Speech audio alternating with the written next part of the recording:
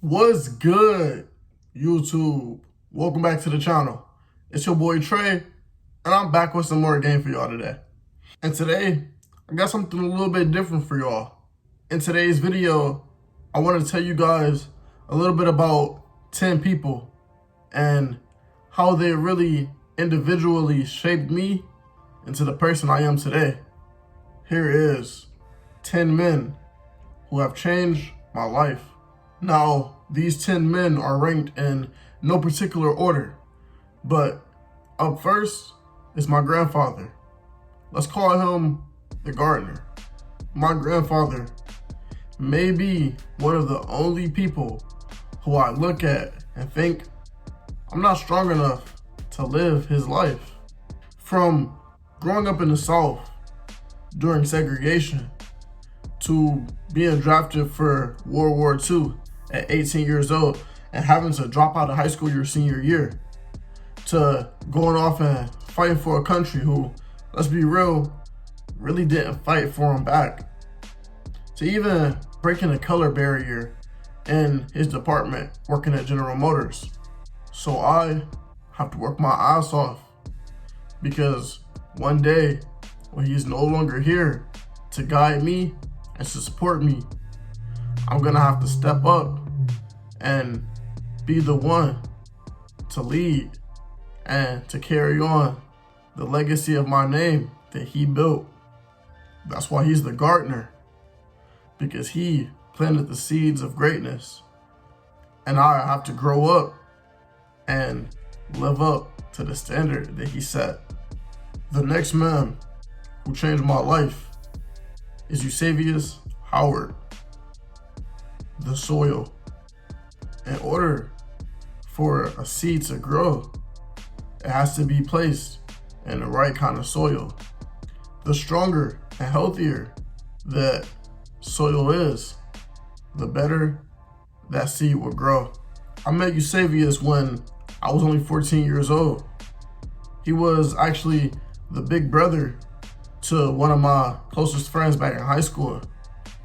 It started off as him giving me advice for track, but after a couple years, he actually became a really good mentor and somewhat of a big brother to me.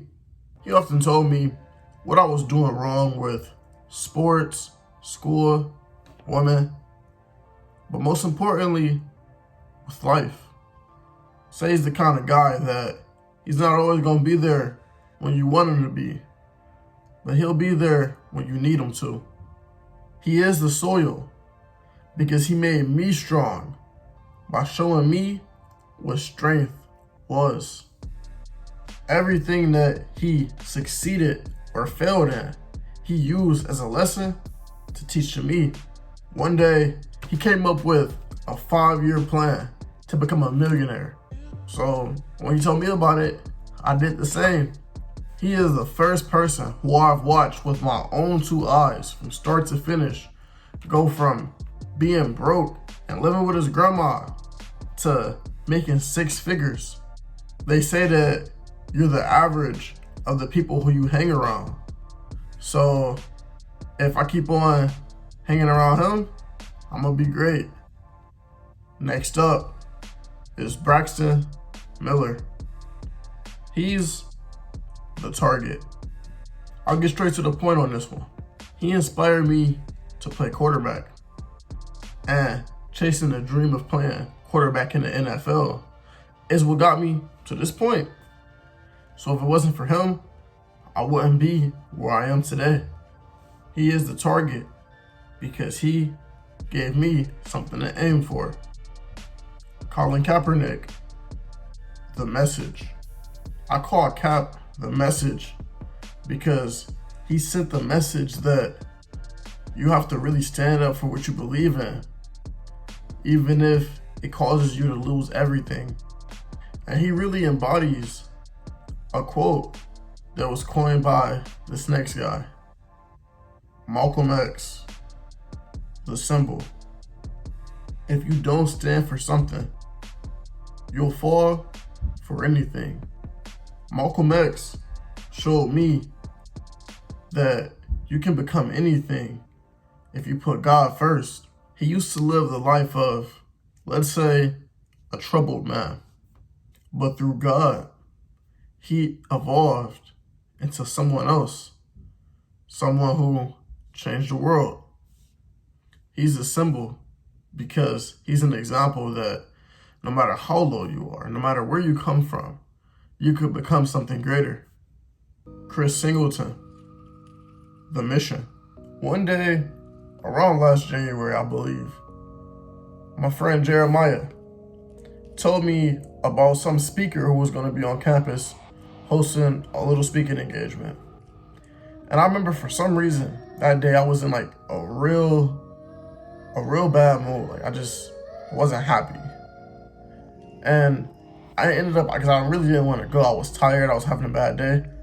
But I ended up going to the speaking engagement. But I went, and it ended up giving me a whole new lease on life. Now, before Chris started speaking, a video introducing him played. Now, when I first seen him, when he first came into the room, before he started speaking to everybody, he looked a little bit familiar. Then when the video started playing, I knew why.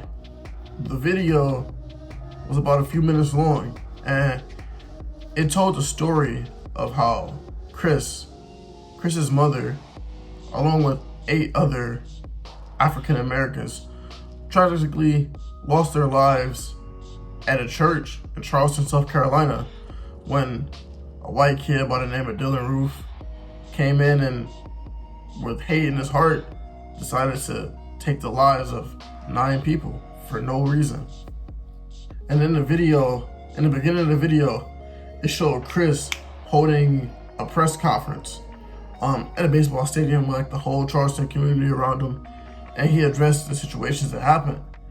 And his message was positive. It was just speaking love, and he was just telling people, don't retaliate, don't go and riot and do all this stuff, because his mother believed in love, not hate. And when this happened, Chris was like fresh out of high school, and all of a sudden he just lost his mother, and he had to take care of his grieving father, and then all of a sudden he was the backbone of his family. So he had a powerful message for us, to say the least. And after the speaking engagement was over, people wanted to talk to him and things like that. And me and my friend Jeremiah and my friend Johnny, we ended up waiting till everybody left so we could speak to him. And we ended up talking to that guy for at least an hour and a half. And I told him about my YouTube channel, and so did my friend Jeremiah. And he gave me a lot of really good advice, and we even still speak to this day. But what changed my life was that he took what has got to be the worst thing and the toughest thing that's ever happened to him, and that moment and that day, he decided to commit his life to a mission.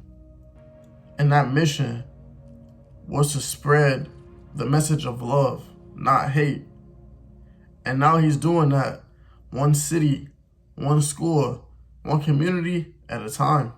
Arvell Nelson, the example.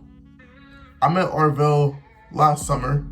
I was doing an internship at a fitness boot camp called New Life Fitness back in Cleveland that his sister owned. And at the time, he was using the facility for his personal training, and he actually had a smoothie bar there. And I don't really know how I never met him before, because about 10 years before I got there, he was the quarterback at my high school. So we both played quarterback at the same school, about 10 years apart.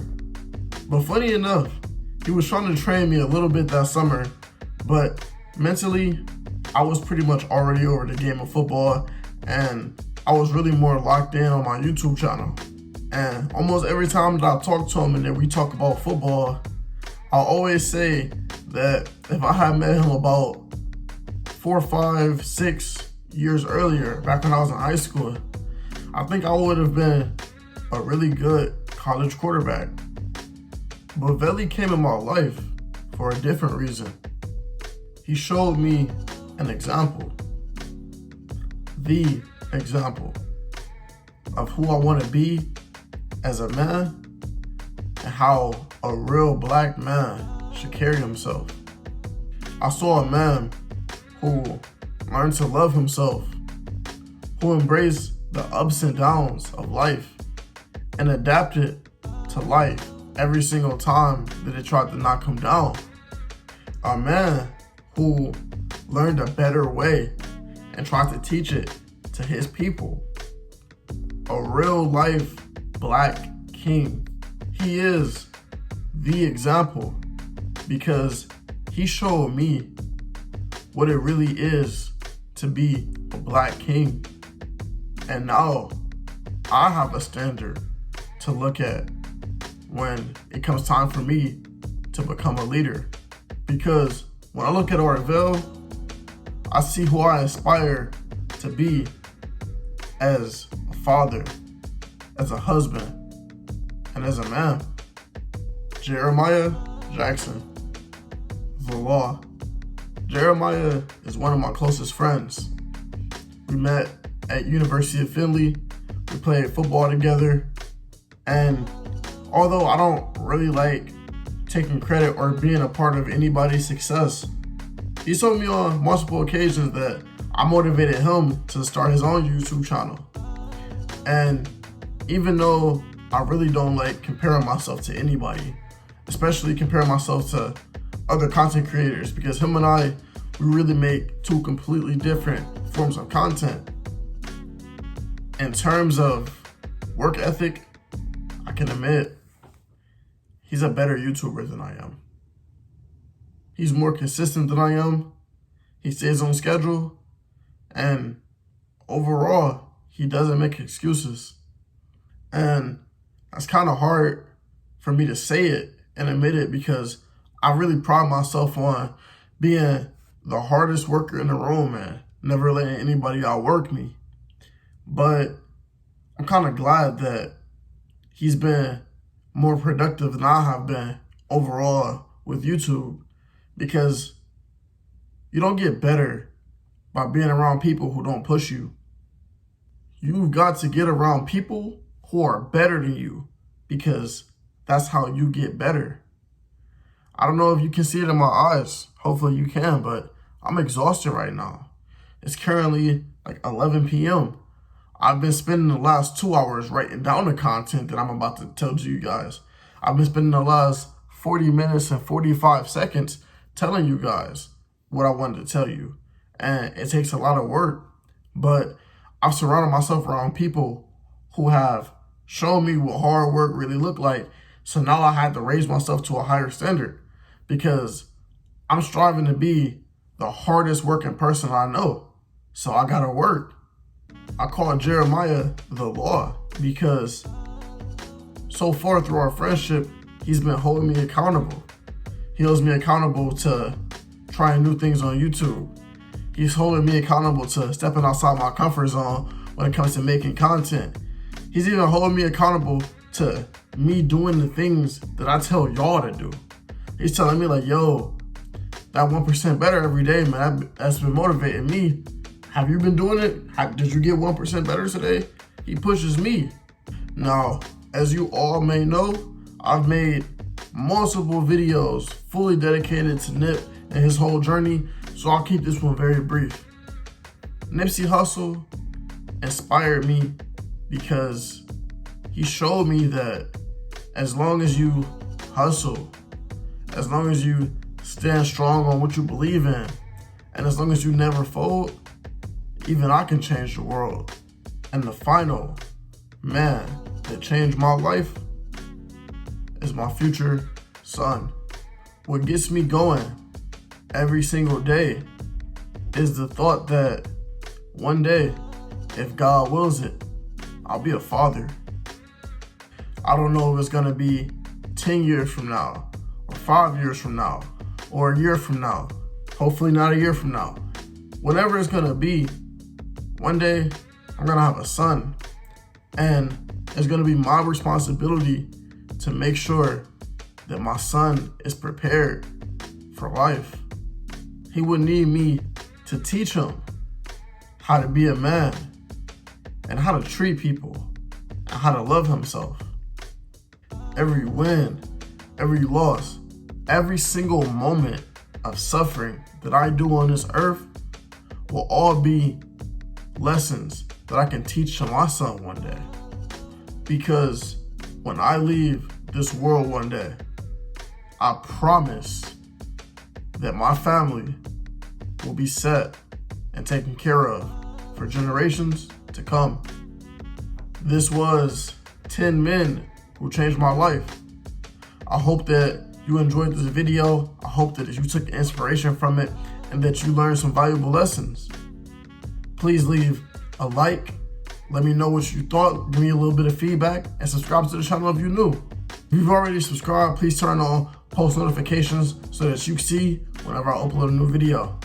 As always, I really appreciate the support from you all, and I really hope that you keep on rocking with me as we're on a journey to 250 subscribers.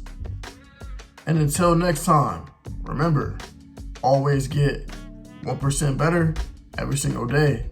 Peace.